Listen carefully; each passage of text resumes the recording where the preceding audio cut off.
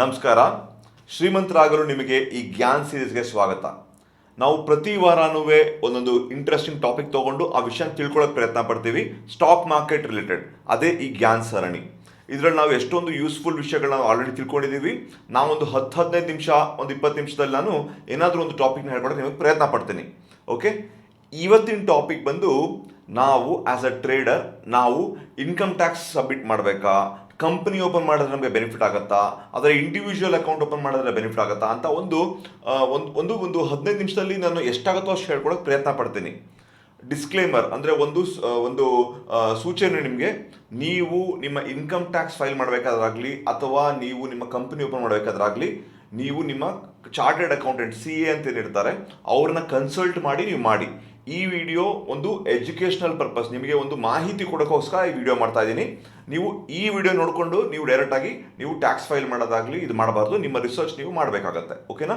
ನಾನು ಒಂದು ಸಮಯದ ಇದರಿಂದಲೇ ಕಟ್ಟುಪಾಡಲ್ಲಿ ಎಷ್ಟಾಗುತ್ತೋ ಅಷ್ಟು ಹೇಳ್ಕೊಡಕ್ಕೆ ನಾನು ಪ್ರಯತ್ನ ಪಡ್ತಾ ಇದ್ದೀನಿ. ಅಟ್ಲೀಸ್ಟ್ ಒಂದು ಜ್ಞಾನ ಬರಲಿ ನಿಮ್ಮಿಂದ, ಈ ಥರ ಒಂದು ಮಾಡ್ಬೋದು ಅಂತ ಗೊತ್ತಿರಬೇಕು. ಅದಕ್ಕೋಸ್ಕರ ಈ ವಿಡಿಯೋ ಮಾಡ್ತಾ ಇದ್ದೀನಿ, ನಿಮಗೆ ಜ್ಞಾನ ಬರ್ಸೋಕ್ಕೆ. ಅದು ಬಿಟ್ಟು ತುಂಬ ಡೀಟೇಲ್ ಇರ್ತಿದ್ರಲ್ಲಿ, ನೀವು ಓದಿದ್ರೆ ಅದನ್ನೆಲ್ಲ ಮಾಡಿದ್ರೆ ಅದು ನಿಮ್ಗೆ ಅರ್ಥನೂ ಆಗುತ್ತೆ. ಬಟ್ ನನ್ನ ಈ ವಿಡಿಯೋ ನೋಡಿಕೊಂಡು ಒಂದು ಜ್ಞಾನ ಮಾತ್ರ ತೊಗೊಳ್ಳಿ. ರಿಯಲ್ ಆಗಿ ಮಾಡಬೇಕಾದ್ರೆ ಸ್ವಲ್ಪ ಡೀಟೇಲ್ ಆಗಿ ಹೋಗಿ ರಿಸರ್ಚ್ ಮಾಡಿ ನೀವು ತೊಗೊಳ್ಳಿ, ಆಯಿತಾ? ಇದೊಂದು ಇಂಪಾರ್ಟೆಂಟ್. ಓಕೆ, ಇವತ್ತು ನಾ ಯಾಕೆ ಈ ವಿಷಯ ತೊಗೊಂಡಿದ್ದೀನಿ ಅಂದರೆ, ಒಬ್ಬರು ನನ್ನ ಸಬ್ಸ್ಕ್ರೈಬರ್ಸ್ ಇದನ್ನ ಕೇಳಿದ್ದೀರಾ, ಒಂದು 2-3 ಸರಿ ಕೇಳಿದ್ದೀರಾ ಈ ಟಾಪಿಕಲ್ಲಿ ಒಂದು ವಿಡಿಯೋ ಮಾಡಿ ಅಂತ. ಅದಕ್ಕೋಸ್ಕರ ಈ ಜ್ಞಾನ್ ಸೀರೀಸಲ್ಲಿ ಈ ಟಾಪಿಕ್ನ ಚೂಸ್ ಮಾಡಿದ್ದೀನಿ. ಮೋರ್ ಓವರ್ ಯಾಕೆ ಇದು ತಗೋತಾ ಅಂದರೆ, ಇದೊಂದು ಫೈನಾನ್ಷಿಯಲ್ ಇಂಟೆಲಿಜೆನ್ಸ್ ಟಾಪಿಕ್. ಅಥವಾ ಇದರಲ್ಲಿ ನಾನು ಸ್ವಲ್ಪ ಫೈನಾನ್ಷಿಯಲ್ ಇಂಟೆಲಿಜೆನ್ಸ್ ಬಗ್ಗೆ ಮಾತಾಡ್ತೀನಿ. ನನ್ನ ಫೇವ್ರೆಟ್ ಟಾಪಿಕ್ ಅದು. ಸ್ಟಾಕ್ ಮಾರ್ಕೆಟ್ ಜೊತೆಗೆ ನೋಡಿ, ಯಾವಾಗಲೂ ಹೇಳ್ತಾ ಇರ್ತೀನಿ ನಾನು, ದುಡ್ಡು ಅರ್ನ್ ಮಾಡೋದು ಅಂದರೆ ದುಡ್ಡು ಸಂಪಾದನೆ ಮಾಡೋದು ಒಂದು ವಿಧ, ಆದರೆ ದುಡ್ಡನ್ನ ಇಟ್ಕೊಂಡು ಅಥವಾ ನಾನು ಯೂಸ್ ಮಾಡ್ಕೊಂಡು ಶ್ರೀಮಂತನಾಗ ಹೆಂಗಾಗೋದೊಂದು ಇನ್ನೊಂದು ವಿಷಯ. ದುಡ್ಡು ಅರ್ನ್ ಮಾಡೋಕೆ 1000 ರೀತಿ ಇರುತ್ತೆ. ಒಂದು ಜಾಬ್ ಮಾಡ್ತೀರಾ, ಒಂದು ಇದು ಮಾಡ್ತೀರಾ, ಎಲ್ಲ ಬಿಸ್ನೆಸ್ ಮಾಡ್ತೀರಾ, ಏನೋ ಮಾಡ್ತೀರಾ, ಎಲ್ಲ ಮಾಡ್ತೀರಾ. ಒಂದು ಬಿಸ್ನೆಸ್ ಮಾಡಿದ ಮಟ್ಟಿಗೆ ನೀವು ಶ್ರೀಮಂತರಾಗಲ್ಲ. ಒಂದು ಜಾಬ್ ಮಾಡಿ ಲಕ್ಷಾಂತರ ರೂಪಾಯಿ ಸಂಪಾದನೆ ಮಾಡಿದ ತಕ್ಷಣ ನೀವು ಶ್ರೀಮಂತರಾಗಲ್ಲ. ಎಜುಕೇಷನ್ ತೊಗೊಂಡ ತಕ್ಷಣ ನೀವು ಶ್ರೀಮಂತರಾಗಲ್ಲ. ಶ್ರೀಮಂತರಾಗಕ್ಕೆ ಸ್ವಲ್ಪ ಕೆಲವು ವಿಷಯಗಳಿದೆ.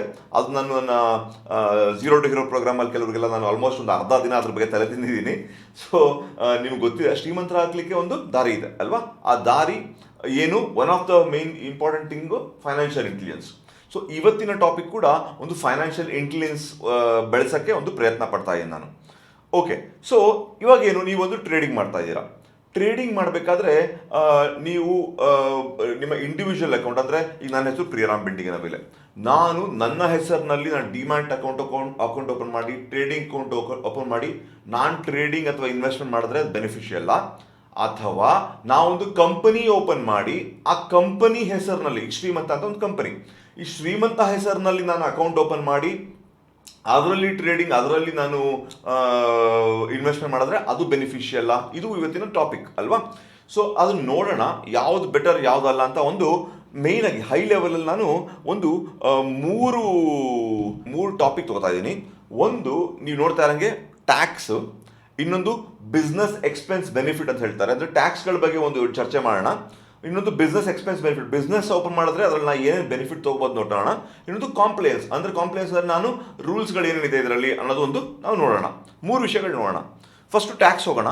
ಟ್ಯಾಕ್ಸ್ ಲ್ಯಾಬ್ ಅಂದರೆ ನಿಮ್ಗೆ ಗೊತ್ತು, ನಾವು ಏನು ಸಂಪಾದನೆ ಮಾಡ್ತೀವಿ ಅದಕ್ಕೆ ಸರ್ಕಾರಕ್ಕೆ ನಾವು ಇನ್ಕಮ್ ಟ್ಯಾಕ್ಸ್ ಕಟ್ಟಬೇಕು ಅಲ್ವಾ? ಸೊ ಈ ಟ್ಯಾಕ್ಸ್ ಲ್ಯಾಬ್ ಹೆಂಗೆ ಡಿಫ್ರೆನ್ಸ್ ಆಗುತ್ತೆ ಒಂದು ಇಂಡಿವಿಜುವಲ್ ಅಕೌಂಟ್ಗೂ ನನ್ನ ಒಂದು ಕಾರ್ಪೊರೇಟ್ ಅಕೌಂಟ್ಗೂ ಅಂತ ನೋಡೋಣ.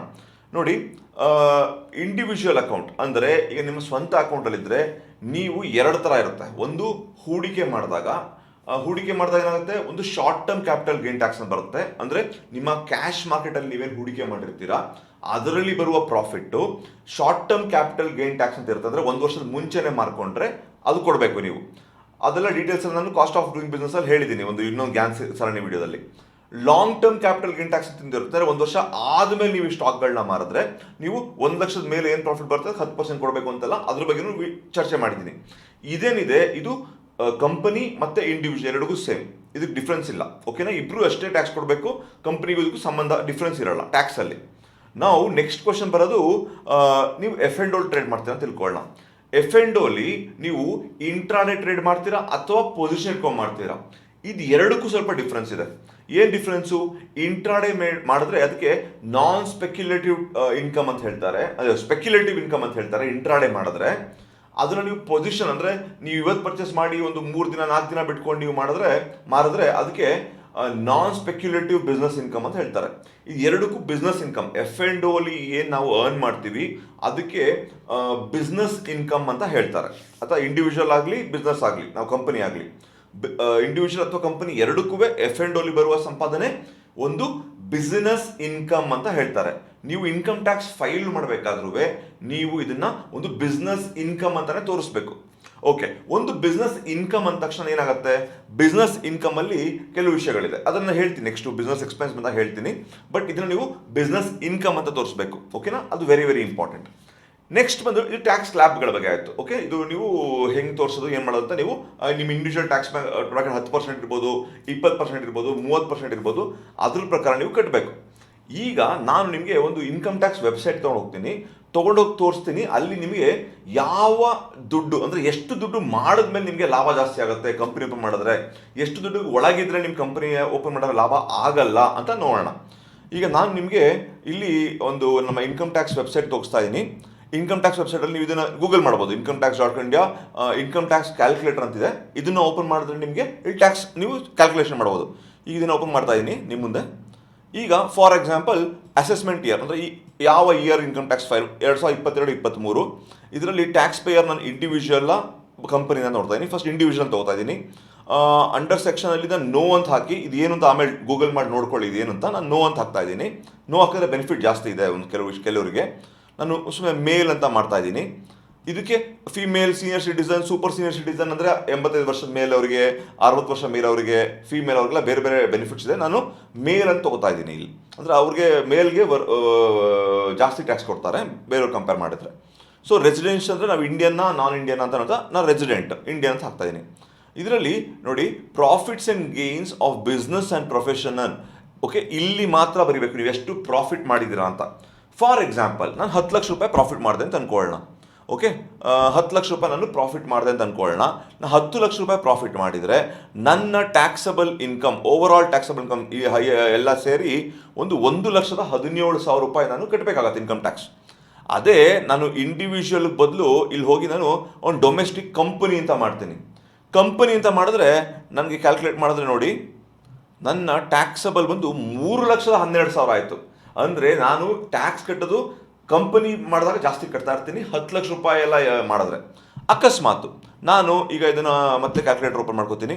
ಓಪನ್ ಮಾಡಿ 22 ಟ್ಯಾಕ್ಸ್ ಪೇಯರ್ ಇಂಡಿವಿಜುವಲ್ಲು, ನೋ ಮತ್ತು ಮೇಲ್, ಇದು 2-3 ಸರಿ ಮಾಡಬೇಕಾಗತ್ತೆ ಪ್ರತಿಯೊಂದು ಎಕ್ಸಾಂಪಲ್ ತೋರಿಸ್ಬೇಕಾದ್ರೆ. ಇಲ್ಲಿ ನಾನೀಗ 1 ಕೋಟಿ ರೂಪಾಯಿ ಮಾಡ್ತಾ ಇದ್ದೀನಿ. 1 ಕೋಟಿ ನನ್ನ ಪ್ರಾಫಿಟ್, F&O ನನ್ನ ಪ್ರಾಫಿಟ್ ಬಂದು 1 ಕೋಟಿ ರೂಪಾಯಿ ಆಯಿತು ಅಂತ ಅಂದ್ಕೊಳ್ಳೋಣ. ಆಯಿತಾ, 1 ಕೋಟಿ ರೂಪಾಯಿ ಆದರೆ ನನ್ನ ಓವರ್ ಆಲ್ ಟ್ಯಾಕ್ಸ್ ಲಯಬಿಲಿಟಿ ಅಂದರೆ ನಾನು ಟ್ಯಾಕ್ಸ್ ಕಟ್ಟಬೇಕಾಗಿದ್ದು ಇಂಡಿವಿಜುವಲ್ ಆದರೆ 32,17,000. 32,17,500 ರೂಪಾಯಿ ನನ್ನ ಟ್ಯಾಕ್ಸಬಲ್ ಟ್ಯಾಕ್ಸ್ ಕಟ್ಟಬೇಕಾಗುತ್ತೆ ನನ್ನ ಲಯಬಿಲಿಟಿ. ಅದೇ ಇದು ನಾನು ಕಂಪನಿ ಅಂತ ಮಾಡ್ಕೋತೀನಿ. ಕಂಪನಿ ಅಂತ ಮಾಡಿಕೊಂಡ್ರೆ ಇದು ನೋಡಿ ಈಗ 31,20,000 ಅಂದರೆ ಆಲ್ಮೋಸ್ಟ್ ನಾನು 1 ಲಕ್ಷ ರೂಪಾಯಿ ನಾನು ಇನ್ಕಮ್ ಟ್ಯಾಕ್ಸ್ ಸೇವ್ ಮಾಡ್ತಾ ಇದ್ದೀನಿ ಆ್ಯಸ್ ಅ ಬಿಸ್ನೆಸ್ ಮಾಡಿದ್ರೆ ನನಗೆ 1 ಕೋಟಿ ರೂಪಾಯಿ ಮಾಡಿದ್ರೆ. ಈಗ ಇದನ್ನು ನಾನು 10 ಕೋಟಿ ಅಂತ ಮಾಡ್ಕೋತಾ ಇದ್ದೀನಿ. ಇದು ಕ್ಯಾಲ್ಕುಲೇಟರಲ್ಲಿ ಸ್ವಲ್ಪ ಪ್ರತಿ ಸರಿ ರಿಫ್ರೆಶ್ ಮಾಡಬೇಕಾಗತ್ತೆ, ಇಲ್ಲಾಂದರೆ ಅದು ಕರೆಕ್ಟಾಗಿ ವ್ಯಾಲ್ಯೂ ತೋರಿಸ್ತಾ ಇಲ್ಲ. ನಾನು ಟ್ಯಾಕ್ಸ್ ಪೇಯರ್ ಇಂಡಿವಿಜುವಲ್, ನೋ ಮತ್ತು ಇದರಲ್ಲಿ ಮೇಲ್ ಮತ್ತು ಇದರಲ್ಲಿ ರೆಸಿಡೆಂಟ್ ಬಿಸ್ನೆಸ್ಸಲ್ಲಿ ನಾನೀಗ 10 ಕೋಟಿ ರೂಪಾಯಿ ಅಂತ ಮಾಡ್ತಾ ಇದ್ದೀನಿ. ಆಯಿತಾ, 10 ಕೋಟಿ ರೂಪಾಯಿ ನನ್ನ ಇನ್ಕಮ್ ಅಂತ ತೋರಿಸ್ತಾ ಇದ್ದೀನಿ. 10 ಕೋಟಿ ರೂಪಾಯಿ ಅಂದರೆ ನನ್ನ ಟ್ಯಾಕ್ಸಬಲ್ ಇನ್ಕಮ್ ನನ್ನ ಟ್ಯಾಕ್ಸ್ ಲಯಬಿಲಿಟಿ ಬಂದು 4,24,00,000 ಚಿಲ್ಲರೆ. 4,24,00,000 ಚಿಲ್ಲರೆ ಇರ್ತದೆ ನಂದು ಇಂಡಿವಿಜುವಲ್. ಅದೇ ನಾನು ಇದನ್ನು ಕಂಪನಿ ಅಂತ ಮಾಡ್ಕೋತೀನಿ. ಕಂಪನಿ ಅಂತ ಮಾಡ್ಕೊಂಡಾಗ ನನ್ನ ಟ್ಯಾಕ್ಸಬಲ್ ಇನ್ಕಮ್ ಎಷ್ಟಾಗುತ್ತೆ ನೋಡೋಣ. 3,33,00,000 ಅಂದರೆ ಆಲ್ಮೋಸ್ಟ್ 90 ಲಕ್ಷ ರೂಪಾಯಿಗಳು ನಾನು ಇನ್ಕಮ್ ಟ್ಯಾಕ್ಸಲ್ಲಿ ಸೇವ್ ಮಾಡ್ತಾ ಇದ್ದೀನಿ. ಓಕೆ, ವೆರಿ ಸಿಂಪಲ್ ಅಲ್ವಾ? ಸೊ ಅದರ ಅರ್ಥ ಏನು? ಕಮ್ಮಿ ಪ್ರಾಫಿಟ್ ಮಾಡ್ತಾ ಇದ್ರೆ ನೀವು ಇಂಡಿವಿಜುವಲ್ ಅಕೌಂಟ್ ಇದ್ರೆ ಒಳ್ಳೇದು. ಕಮ್ಮಿ ಪ್ರಾಫಿಟ್ ಅಂದರೆ ಯಾಕೆ ಅಂತ ಹೇಳ್ತೀನಿ 2 ನಿಮಿಷದಲ್ಲಿ.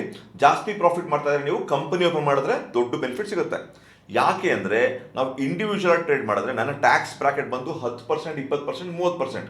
ಇದರ ಮೇಲೆ ಸರ್ಚಾರ್ಜ್ ಇರುತ್ತೆ, ಎಜುಕೇಷನ್ ಸೆಸ್ ಇರುತ್ತೆ, ಇಂಥದ್ದೆಲ್ಲ ಬೇರೆ ಬೇರೆ ಇರುತ್ತೆ. ಇದೆಲ್ಲ ಸೇರಿಕೊಂಡು ನಾನು ಹೈಯೆಸ್ಟ್ ಟ್ಯಾಕ್ಸ್ ಪ್ರಾಫಿಟಲ್ಲಿ ಇದ್ದರೆ ನಾನು ಅದು ಆಲ್ಮೋಸ್ಟ್ 42ರಿಂದ 45% ಟ್ಯಾಕ್ಸ್ ಕಟ್ಟಬೇಕು, ಇನ್ಕಮ್ ಟ್ಯಾಕ್ಸ್ ಕಟ್ಟಬೇಕು, ಸರ್ಚಾರ್ಜ್ ಎಲ್ಲ ಮೊದಲುಗೊಂಡು. ಸೊ ನಾನು 45% ಅಥವಾ ಹತ್ತಿರ 42ರಿಂದ 45% ನಾನು ಇನ್ಕಮ್ ಟ್ಯಾಕ್ಸ್ ಕಟ್ಟಬೇಕು. ಇಂಡಿವಿಜುವಲ್ ಆದರೆ ಜಾಸ್ತಿ ದಿವಸ ಸಂಪಾದನೆ ಮಾಡ್ತಾ ಇದ್ದಾರೆ. ಅದೇ ಕಮ್ಮಿ ಮಾಡ್ತಾ ಇದ್ರೆ 10% ಬ್ರಾಕೆಟ್ ಇರ್ತೀನಿ, 10% ನಾನು ಕಟ್ತಾ ಇರೋದ್ರಿಂದ ಕಮ್ಮಿ ಟ್ಯಾಕ್ಸ್ ಕಟ್ತಾ ಇರ್ತೀನಿ. ಆದರೆ ನೀವು ಒಂದು ಕಂಪನಿಯಾಗಿ ಒಂದು ಕಾರ್ಪೊರೇಟ್ ಟ್ಯಾಕ್ಸ್ ಬೆನಿಫಿಟ್ ತಗೋಬೇಕು ಅಂದರೆ ನಿಮ್ಮ ಸರ್ಚಾರ್ಜ್ ಎಲ್ಲ ಸೇರು 27% ಮಾತ್ರ ಇನ್ಕಮ್ ಟ್ಯಾಕ್ಸ್ ಕಟ್ತಾ ಇರ್ತೀರ. ಬರೀ 27%, ಅಂದರೆ ಕಂಡಂಗೆನೆ 17ರಿಂದ 18% ಅಷ್ಟು ಇನ್ಕಮ್ ಟ್ಯಾಕ್ಸ್ ಸೇವ್ ಮಾಡ್ತಾ ಇರ್ತೀರಾ. ಹಾಗಾಗಿ ನಿಮಗೆ ಬೆನಿಫಿಟ್ ಸಿಗುತ್ತೆ. ಸೊ ನೀವು ಅಕಸ್ಮಾತ್ ನಿಮ್ಮ ಅರ್ನಿಂಗ್ ಜಾಸ್ತಿ ಮಾಡಿಕೊಂಡ್ರೆ ನಿಮಗೆ ಟ್ಯಾಕ್ಸ್ ಬೆನಿಫಿಟ್ ಕಾರ್ಪೊರೇಟಲ್ಲಿ ಜಾಸ್ತಿ ಇದೆ, ಇಂಡಿವಿಜುವಲಲ್ಲಿ ಕಮ್ಮಿ ಕಟ್ಟಬೇಕಾಗತ್ತೆ. ಓಕೆನಾ? ಇಂಡಿವಿಜುವಲಿ ಇನ್ಕಮ್ ಟ್ಯಾಕ್ಸ್ ಕಮ್ಮಿ ಕಟ್ಟಾಗುತ್ತೆ. ಸೊ ಇದು ಒಂದು ಟ್ಯಾಕ್ಸ್ ಬೆನಿಫಿಟ್ ಆಯಿತು. ಈಗ ಫಾರ್ ಎಕ್ಸಾಂಪಲ್ ಕಂಪನಿ ಓಪನ್ ಮಾಡ್ತೀರಾ. ಕಂಪನಿ ಓಪನ್ ಮಾಡಿದಾಗ ಏನಾಗುತ್ತೆ, ಕಂಪನಿ ಓಪನ್ ಮಾಡೋಕ್ಕೆ ಒಂದು ಕಂಡೀಷನ್ ಇದೆ. ಇಬ್ಬರು ಡೈರೆಕ್ಟರ್ಸ್ ಇರಬೇಕು, ಒಂದು ಪ್ರೈವೇಟ್ ಲಿಮಿಟೆಡ್ ಕಂಪನಿ ಥರ ಇರಬೇಕು. ಈ ಥರ ಒಂದು ಕಂಪನಿ ನೀವು ಒಂದು ಸೆಟಪ್ ಮಾಡ್ತೀರಾ. ಈ ಸೆಟಪ್ ಎಲ್ಲ ಮಾಡಿದ್ಮೇಲೆ ನೀವು ಸಂಪಾದನೆ ಮಾಡ್ತಿರುವ ಪ್ರಾಫಿಟ್, ಯಾರ ಪ್ರಾಫಿಟ್ಟು? ನಿಮ್ಮ ಪ್ರಾಫಿಟ್ ಅಲ್ಲ, ಅದು ಕಂಪನಿ ಪ್ರಾಫಿಟ್ ಅಲ್ವಾ? ಇದು ನಿಮ್ಮ ಸ್ವಂತ ಪ್ರಾಫಿಟ್ ಅಲ್ಲ, ಕಂಪನಿ ಪ್ರಾಫಿಟ್ ಆಗಿರುತ್ತೆ. ಈ ಕಂಪನಿ ಪ್ರಾಫಿಟ್ ಆದರೆ ಕಂಪನಿ ಏನು ಮಾಡಬೇಕು? ಅದರಿಂದ ದುಡ್ಡು ತಗೋಬೇಕು ಅಂದರೆ ನೀವು ಕಂಪನಿ ನಿಮಗೆ, ಈಗ ಫಾರ್ ಎಕ್ಸಾಂಪಲ್ ನಾನೊಬ್ಬ ಇದ್ದೀನಿ, ನನ್ನ ಫ್ರೆಂಡ್ ಒಬ್ಬ ಇದ್ದಾನೆ, ಇಲ್ಲಿ ಇಬ್ಬರಿದ್ದೀವಿ, ನಾವಿಬ್ಬರು ಕಂಪನಿ ಪಾರ್ಟ್ನರ್ಸ್ ಅಥವಾ ಡೈರೆಕ್ಟರ್ಸ್ ಅಂತ ಅಂದ್ಕೊಳ್ಳೋಣ. ಕಂಪನಿ ಒಂದು ಪ್ರಾಫಿಟ್ ಮಾಡಿದೆ. ಕಂಪನಿ ಪ್ರಾಫಿಟಲ್ಲಿ 10 ಕೋಟಿ ರೂಪಾಯಿ ಪ್ರಾಫಿಟ್ ಮಾಡಿದೆ. ಅದರಲ್ಲಿ ನಾನು 1 ಕೋಟಿ ರೂಪಾಯಿ ಪ್ರಾಫಿಟ್ನ ನನಗೆ, 1 ಕೋಟಿ ರೂಪಾಯಿ ಪ್ರಾಫಿಟ್ನ ಇವನಿಗೆ ಕೊಡಬೇಕು ಅಂತ ಡಿಸೈಡ್ ಮಾಡ್ಕೋತೀನಿ. ಇದು ಡಿವಿಡೆಂಡ್, ಕಂಪನಿ ಕೊಡ್ತಿರುವ ಡಿವಿಡೆಂಡ್ ಇದು. ಓಕೆನಾ? ಈ ಡಿವಿಡೆಂಡ್ಗೆ ಹೋದ ವರ್ಷದ ತನಕ ಟ್ಯಾಕ್ಸ್ ಇತ್ತು. ಹೋದ ವರ್ಷ ಅಂದರೆ ಏಪ್ರಿಲ್, ಈ 2020 ಏಪ್ರಿಲಲ್ಲಿ ಫೈನಾನ್ಸ್ ಮಿನಿಸ್ಟರು ಡಿವಿಡೆಂಡ್ ಡಿಸ್ಟ್ರಿಬ್ಯೂಷನ್ ಟ್ಯಾಕ್ಸ್ನ ಕಿತ್ತಾಕಿದ್ರು. ಓಕೆನಾ? ಕಿತ್ತಾಕಿದ್ಮೇಲೆ ಈ ತಗೊಳ್ಳುವ ಟ್ಯಾಕ್ಸ್ ಏನಿದೆ, ನಮಗೆ ಇವ್ನಿಗೆ ಡಿವಿಡೆಂಡ್ ಕೊಡ್ತೀವಲ್ಲ, ಇದ್ರ ಮೇಲೆ ಟ್ಯಾಕ್ಸ್ ಇಲ್ಲ. ಈಗ ಅದಕ್ಕೆ ಮುಂಚೆ ಟ್ಯಾಕ್ಸ್ ಇತ್ತು. ಈಗ ನಾನು ಕಂಪನಿದ ಟ್ಯಾಕ್ಸ್ ತಗೋಬೋದು. ತಗೊಂಡ್ಬಿಟ್ಟು ನನಗೆ, ಈಗ ನಾನು ಇಂಡಿವಿಜುವಲ್, ನಾನೇನು ಮಾಡಬೇಕು? ಈ ಬಂದಿರುವ ದುಡ್ಡಿಗೆ ನಾನು ಇನ್ಕಮ್ ಟ್ಯಾಕ್ಸ್ ಕಟ್ಟಬೇಕು. ಎಷ್ಟು ಕಟ್ಟಬೇಕು ಇನ್ಕಮ್ ಟ್ಯಾಕ್ಸು? 10%, 20%, 30% ಯಾವ ಸ್ಲ್ಯಾಬಲ್ಲಿ ಇದೆಯೋ ಆ ಸ್ಲ್ಯಾಬಲ್ಲಿ ನಾನು ಕಟ್ಟಬೇಕಾಗತ್ತೆ. ಓಕೆ? ಸೊ ಅಲ್ಲಿ ಅಲ್ಲಿ ಕಿತ್ತಿಲ್ಲ ಅಂದರೆ ಇಲ್ಲಿ ಕಿತ್ಕೋತಾರೆ, ಇಲ್ಲಿ ಕಿತ್ತಿಲ್ಲ ಅಂದರೆ ಅಲ್ಲಿ ಕಿತ್ಕೋತಾ ಇದ್ರು. ಮೊದಲೇನು ಮಾಡ್ತಿದ್ರು? ಡಿವಿಡೆಂಡ್ ಡಿಸ್ಟ್ರಿಬ್ಯೂಷನ್ ಟ್ಯಾಕ್ಸ್ ಅಬಾಲಿಷ್ ಮಾಡೋಕ್ಕೆ ಮುಂಚೆ ಡಿವಿಡೆಂಡ್ ಕೊಡಬೇಕಾದ್ರೆ ಅದ್ರ ಮೇಲೆ 15% ಟ್ಯಾಕ್ಸ್ ಹಾಕ್ತಿದ್ರು. ನಾನು ಆ ಡಿವಿಡೆಂಡ್ ತೊಗೊಂಡ್ಮೇಲೆ ನಾನು ಇನ್ಕಮ್ ಟ್ಯಾಕ್ಸ್ ಕಟ್ಟೋದು ಬೇಕಾಗಿರಲಿಲ್ಲ. ಈಗೇನು ಮಾಡಿದ್ರು? ಆ ಡಿವಿಡೆಂಡ್ ಮೇಲೆ ಟ್ಯಾಕ್ಸ್ ಆಗ್ತಾ ಇಲ್ಲ, ಬಟ್ ನಾನು ಇನ್ಕಮ್ ಟ್ಯಾಕ್ಸ್ ಕಟ್ಟಬೇಕು. ಆ್ಯಕ್ಚುಲಿ ಹೇಳಬೇಕಂದ್ರೆ ಅದೊಂದು ಸ್ವಲ್ಪ ಒಂದು ಡಿಸ್ಅಡ್ವಾಂಟೇಜ್ ಅಡ್ವಾಂಟೇಜ್ ಡಿಪೆಂಡ್. ಯಾಕಂದರೆ ನೀವು ಎಷ್ಟು ಅರ್ನ್ ಮಾಡ್ತೀರ ಅದ್ರ ಮೇಲೆ ಡಿಪೆಂಡ್ ಆಗುತ್ತೆ. ಇದು ತುಂಬ ಒಂದು ಕಾಂಪ್ಲೆಕ್ಸ್ ಆಗುತ್ತೆ. ಅದಕ್ಕೇ ನಾನು ಹೇಳೋದು CA ರೆಫರ್ ಮಾಡಿ ಅಂತ ಹೇಳ್ತಾ ಇರೋದು. ಓಕೆ? ಸೊ ಅರ್ಥ ಮಾಡ್ಕೊಳ್ಳಿ, ಮೊದಲು ಡಿವಿಡೆಂಡ್ ಟ್ಯಾಕ್ಸ್ ಇತ್ತು. ಸೊ ಡಿವಿಡೆಂಡ್ಸ್ ನಾನು ತೊಗೋಬೇಕಾದ ಕಂಪನಿಯಿಂದ ಅದ್ರ ಮೇಲೆ 15% ಟ್ಯಾಕ್ಸ್ ಹಾಕಿ ನಾನು ತೊಗೊಳ್ತಿದ್ದೆ. ಬಂದಿದ್ದ ದುಡ್ಡು ನಾನು ಟ್ಯಾಕ್ಸ್ ಕಟ್ಟೋದು ಬೇಕಾಗಿರಲಿಲ್ಲ.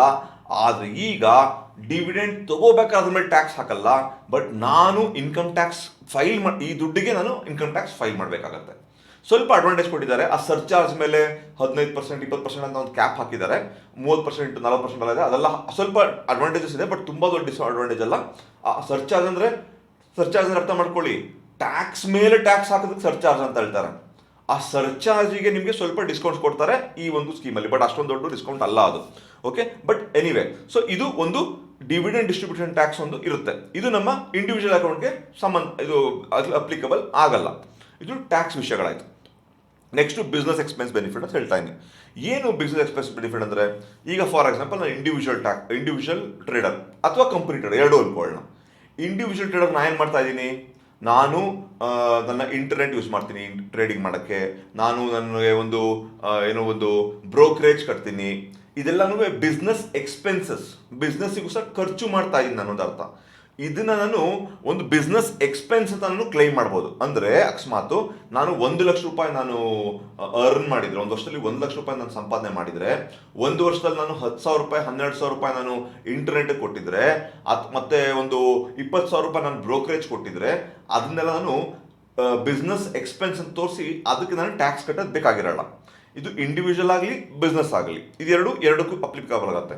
ಆದರೆ ಬಿಸ್ನೆಸ್ ಅವರು ಇನ್ನೂ ಜಾಸ್ತಿ ಕ್ಲೇಮ್ ಮಾಡ್ಬೋದು. ಅಂದರೆ ಬಿಸ್ನೆಸ್ ಹೆಸರಲ್ಲಿ ಕಾರ್ ತೊಗೊಂಡಿದ್ರೆ ಕಾರ್ನ ಒಂದು ಬಿಸ್ನೆಸ್ ಎಕ್ಸ್ಪೆನ್ಸ್ ಅಂತ ತೋರಿಸ್ಬೋದು.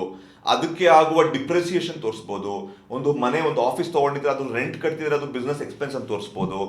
ಒಂದು 2-3 ಜನ ಸ್ಯಾಲ್ರಿ ಇಟ್ಕೊಂಡಿದ್ರೆ ಅವ್ರನ್ನ ಸ್ಯಾಲ್ರಿ ಕೊಟ್ಟೆ ಅಂತ ಬಿಸ್ನೆಸ್ ಎಕ್ಸ್ಪೆನ್ಸ್ ತೋರಿಸ್ಬೋದು. ಆ ರೀತಿ ಹಲವಾರು ಬಿಸ್ನೆಸ್ ಎಕ್ಸ್ಪೆನ್ಸ್ಗಳು ತೋರಿಸ್ಬೋದು ನೀವು. ಆದರೆ ಇಂಡಿವಿಜುವಲ್ ಟ್ರೇಡರ್ಗೆ ಆ ಬೆನಿಫಿಟ್ಸ್ ಕೊಡೋದಿಲ್ಲ.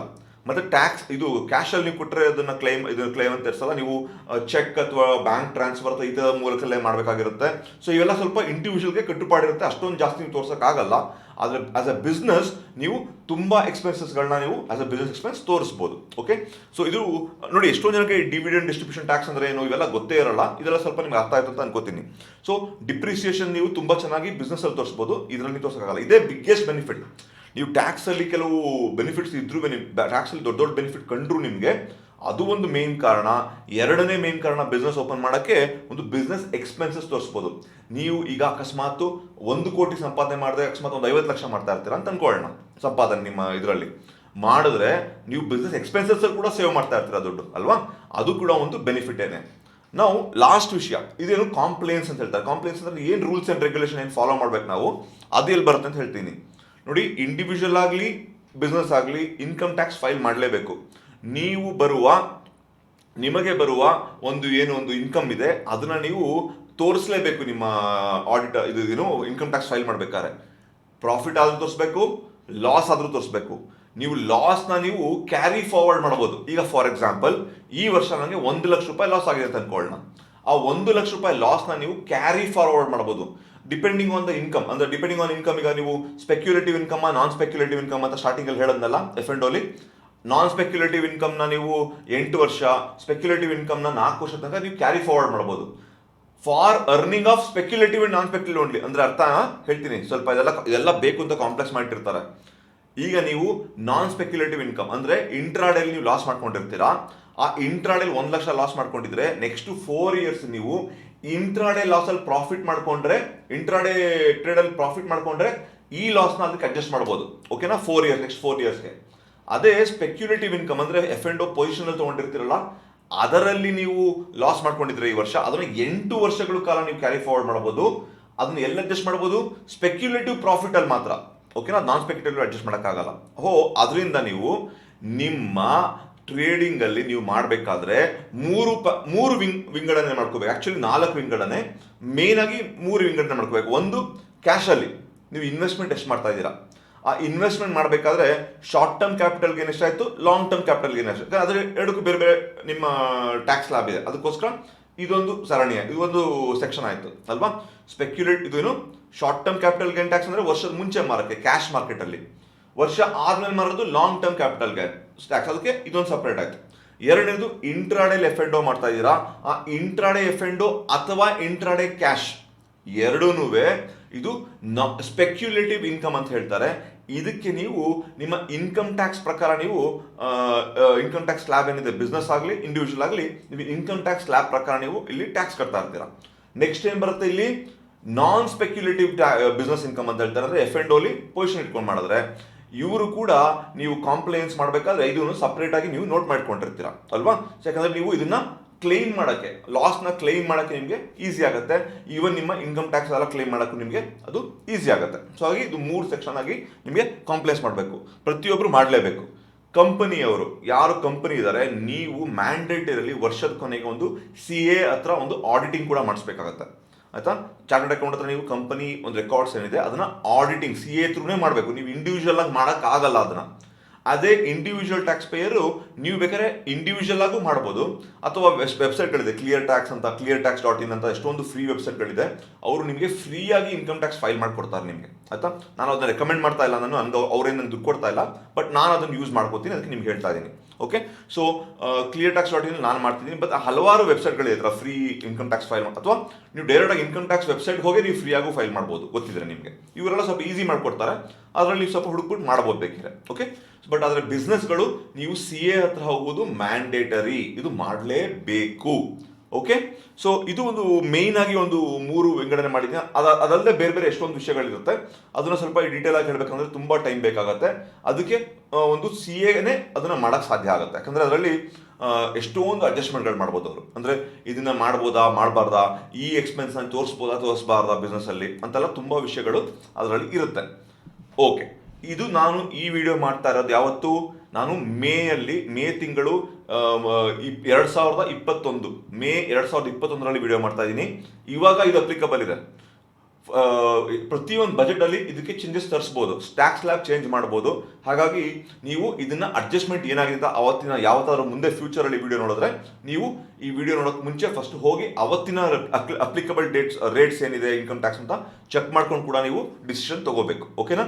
ಇದೊಂದು ಹೈ ಲೆವೆಲಲ್ಲಿ ನಿಮಗೊಂದು ಪಿಕ್ಚರ್ ಕೊಡ್ತಾ ಇದ್ದೀನಿ ಯಾವ ರೀತಿ ಇರುತ್ತೆ ಅಂತ ಹೇಳ್ತಾ ಇದ್ದೀನಿ. ಓಕೆ, ಬಟ್ ನಿಮ್ಮ ಇನ್ಕಮ್ ಜಾಸ್ತಿ ಆಗಲಿ ಕಮ್ಮಿ ಆಗಲಿ, ನಿಮ್ಮ ಏನೇ ಆಗಲಿ, ಆ್ಯಸ್ ಅ ಕಂಪನಿ ಮಾಡಿದ್ರೆ ನಿಮಗೆ ಅಂದರೆ ಜಾಸ್ತಿ ಮಾಡಿದ್ರೆ, ಜಾಸ್ತಿ ಇನ್ಕಮ್ ಇದ್ದರೆ ಅದು ಒಳ್ಳೆಯದೇ. ಆ್ಯಸ್ ಅ ಕಂಪನಿಲಿ ಹಲವಾರು ಬೆನಿಫಿಟ್ಸ್ ಇದೆ. ಓಕೆನಾ? ಸೊ ಇದು ನೀವು ನೋಡಿಕೊಂಡು ಮಾಡ್ಬೋದು. ಮತ್ತು HUF ಅಂತಿದೆ ಇನ್ನೊಂದಿನ. HUF ಅಂದರೆ ಹಿಂದೂ ಅನ್ಡಿವೈಡೆಡ್ ಫ್ಯಾಮಿಲಿ ಅಂತ. ಅವರಿಗೆ ಒಂದು ಪ್ಯಾನ್ ಕಾರ್ಡ್ ಕೊಡ್ತಾರೆ. ಇದ್ರ ಬಗ್ಗೆ ಒಂದು ತುಂಬ ಇಂಟ್ರೆಸ್ಟಿಂಗ್ ಆಗಿದೆ ಇದು. ನಮಗೆಲ್ಲ ಎಷ್ಟೊಂದು ಜನ ಗೊತ್ತಿರೋಲ್ಲ ಇವೆಲ್ಲ ಟ್ಯಾಕ್ಸ್ ಬೆನಿಫಿಟ್ಸ್ಗಳು ಸಿಗೋದು. HUF ಅಂದರೆ ಈಗ ನಾನೊಬ್ಬ ಇದ್ದೀನಿ, ನನ್ನ ಮಕ್ಕಳು, ನನ್ನ ಹೆಂಡತಿ, ಇವರು ಒಂದು ಫ್ಯಾಮಿಲಿ ಅಂತ ಆಗುತ್ತೆ HUF ಅಂತ. ನಮ್ಮ ತಂದೆಗೆ ನಾನು ಅಥವಾ ನನ್ನ ತಮ್ಮ ಅಕ್ಕ ಇದ್ರೆ, ಇದೊಂದು ಅನ್ಮ್ಯಾರಿಡ್ ವೈಫ್ ಇದ್ರೆ, ಅನ್ಮ್ಯಾರಿಡ್ ಡಾಟರ್ ಇದ್ರೆ, ಅವರೆಲ್ಲರೂ ಒಂದು ಫ್ಯಾಮಿಲಿ ಅಂತ ಆಗುತ್ತೆ. ಆ ಫ್ಯಾಮಿಲಿ ಹೆಸರು ಒಂದು ಪ್ಯಾನ್ ಕಾರ್ಡ್ ಮಾಡಿಸಿ ನೀವು ಇಂಡಿವಿಜುವಲ್ ಆಗಿ ಅದರಿಂದನೂ ಒಂದು ಅಕೌಂಟ್ ಓಪನ್ ಮಾಡಿ ನಿಮ್ಮ ಟ್ಯಾಕ್ಸ್ ಸ್ಲ್ಯಾಬ್ಗಳನ್ನ ನಿಮ್ಮ ರೀಸೆಟ್ ಮಾಡ್ಕೋಬಹುದು. ರೀಸೆಟ್ ಅಂದ್ರೇನು? ಈಗ 5 ಲಕ್ಷ 10 ಲಕ್ಷ 10%, 20%, 30% ಇದೆ. ಇಂಡಿವಿಜುವಲ್ ಆಗಿ ನೀವು HUF ಮಾಡ್ಕೊಂಡ್ರೆ ಮತ್ತೆ ರೀಸೆಂಟ್ ಆಗಿ ಮತ್ತೆ 10%, 20% ಆ ಥರನೂ ಬರುತ್ತೆ. ಸೊ ಈ ಥರ ಎಲ್ಲ ಬೆನಿಫಿಟ್ಗಳು ಹಲವಾರಿದೆ. ಇನ್ನೊಂದು ದಿನ ಮಾತಾಡ್ತೀನಿ. ಬಟ್ ಫೈನಾನ್ಷಿಯಲ್ ಇನ್ಕ್ಲೂಷನ್ಸ್ಗೋಸ್ಕರ ಈಗ ಸುಮ್ಮನೆ ಒಂದು ವಿಷಯ ನಿಮಗೆ ತಲೆಗೆ ಬಿಟ್ಟೆ ಹುಳನ ಅಷ್ಟೇ. ಓಕೆ, ಸೊ ಹೋಪ್ಫುಲಿ ನಿಮಗೆ ಇವತ್ತಿನ ವಿಡಿಯೋ ನಿಮಗೆ ಇಷ್ಟ ಆಗಿದೆ ಅನ್ಕೋತೀನಿ. ಆಯಿತಾ? ಇದೊಂದು ಸುಮ್ಮನೆ ಒಂದು ಫಾಸ್ಟಾಗಿ ನಿಮಗೆ ಒಂದು ಸ್ವಲ್ಪ ಇದ್ರ ಬಗ್ಗೆ ಒಂದು ನಾಲೆಡ್ಜ್ ಕೊಡೋಕ್ಕೋಸ್ಕರ ಮಾಡಿದ್ದೀನಿ ವಿಡಿಯೋನ. ಓಕೆ, ಇದ್ರ ಬಗ್ಗೆ ದಯವಿಟ್ಟು ಇನ್ನೊಂದು ಸ್ವಲ್ಪ ನೀವೇ ಸ್ವಂತವಾಗಿ ರಿಸರ್ಚ್ ಮಾಡಿ ಒಂದಿನ ಮಾಡೋದು ನಿಮಗೆಲ್ಲ ಗೊತ್ತಾಗುತ್ತೆ. ಓಕೆ, ಮತ್ತೆ ಮುಂದಿನ ವಾರ ಸಿಗೋಣ.